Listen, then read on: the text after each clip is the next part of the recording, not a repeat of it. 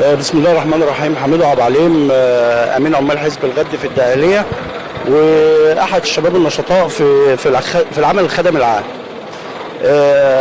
اللي بتعانيه بالقاس كتير بالنسبه للخدمات والعجز في الخدمات. حاجات يعني كتير محتاجاها البلد ديت. طبعا احنا كنشطاء على الفيس وعلى الميديا بنطرح للمسؤول السلبيه ونتمنى انها تتحول لايجابيه.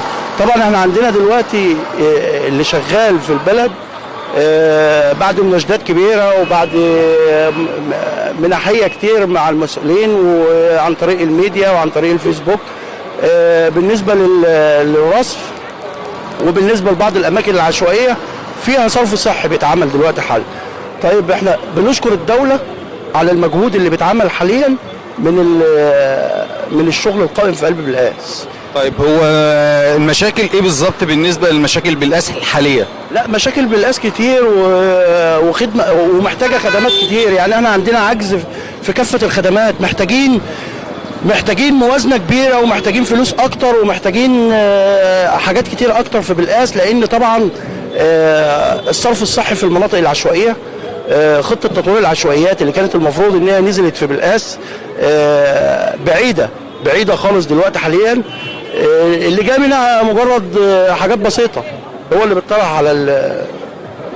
بيطرح دلوقتي على الساحه. بالنسبه للرصيف احنا شايفين الشارع بيترصف والكلام من ده بقاله فتره طويله ولا بيخلص على طول؟ ده رفع كفاءه، ده الرصف ده جاي رفع كفاءه بعد الغاز ما اتعمل، جاي رفع كفاءه للبلد. تقريبا 40 مليون جنيه الاسفلت كرفع كفاءه هنا. اما الطريق الرئيسي طريق الجيش اللي ورا هو اللي اتشال واتسفلت، وكنت اتمنى ان كل البلد تتعمل زي الطريق الرئيسي اللي هو بتاع الحريه ده، بس للاسف بقى اللي جاي رافع كفاءه. هو طبعا بنناشد السيد المحافظ ايمن مختار بالنظره لاهالي بالقاس ونحل مشاكلهم، وباذن الله هيكون صوتك هيوصل لجميع المسؤولين. باذن الله نتمنى نظره عطف للعشوائيات بجد محتاجه كتير. العشوائيات فيها عجز، فيها كافه الامراض، محتاجه صرف صحي، محتاجه بنيه اساسيه اصلا مش موجوده في العشوائيات. ده بجانب ان الاماكن اللي في نص المدينه او داخل الكتله السكانيه فيها عجز كبير برضه. طيب تحب توجه كلامك لاي مسؤول؟ احب اوجه كلامي للسيد محافظ الدقهليه، مراعاه بالقاس والنظر بعين العطف.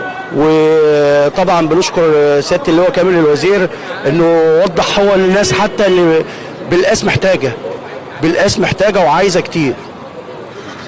ننتقل الان